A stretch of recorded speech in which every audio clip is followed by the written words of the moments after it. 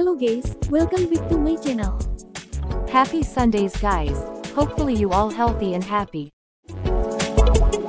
This time, I will share about my hometown and little bit about what people in my hometown do. Jadi, mayoritas penduduk desa Ngimbang itu merupakan petani atau buruh tani. Hanya sebagian kecil saja yang bekerja sebagai karyawan pabrik atau pekerja tambang batu kapur.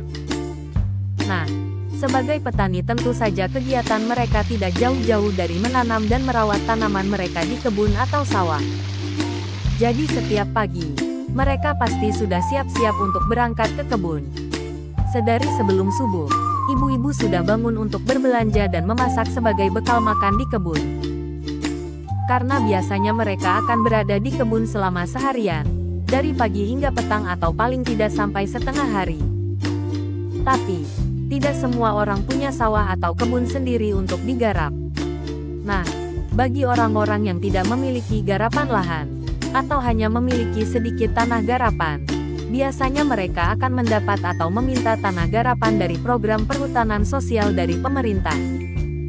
Bekerja sama dengan BUMN, Kementerian LHK, Perhutani dan PT Bank Negara Indonesia Persero, pemerintah memberikan kesempatan pada petani atau masyarakat yang telah dipilih atau membutuhkan untuk mengoptimalkan lahan hutan. Menteri Rini mengungkapkan, keberadaan perhutanan sosial akan memberikan dampak positif bagi peningkatan perekonomian masyarakat sekitar. Optimalisasi lahan hutan negara akan difokuskan pada pengembangan dan pembudidayaan tanaman hutan seperti jati dan kayu putih serta komoditas pertanian seperti jagung dan ketela.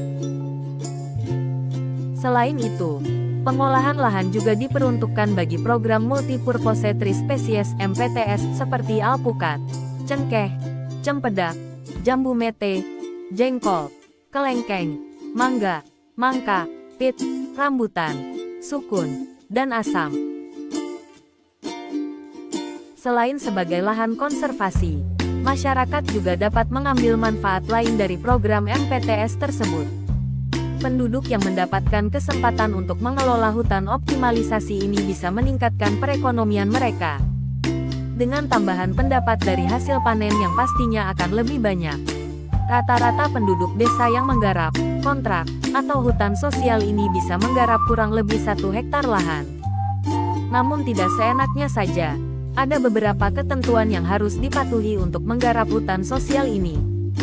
Selama masa kontrak, lahan hutan yang digarap oleh penduduk akan terus dipantau oleh pihak perhutani. Meskipun dalam pantauan, petani penggarap bisa beraktivitas normal seperti di kebun atau sawah biasa. Nah guys, karena lokasinya di hutan, aksesnya juga lumayan sulit untuk dilalui. Itu juga alasan yang membuat petani harus berangkat sedari pagi. Selain karena jauh, jalannya juga cukup susah. Jadi harus pagi-pagi sekali berangkat agar bisa sampai lebih awal sebelum matahari terlalu panas, dan supaya pekerjaan cepat selesai. Biasanya mereka akan naik motor yang sudah dimodifikasi untuk melewati jalan jelek dan berlumpur. Namun kalau memang jalannya sangat jelek, mereka terpaksa harus jalan kaki. Para petani akan berada di kebun seharian dan akan pulang jika pekerjaan mereka sudah selesai. Dan akan berulang seperti itu pula keesokan harinya. Tidak ada ketentuan hari libur bagi petani. Jika mereka lelah, maka mereka akan istirahat atau libur ke kebun.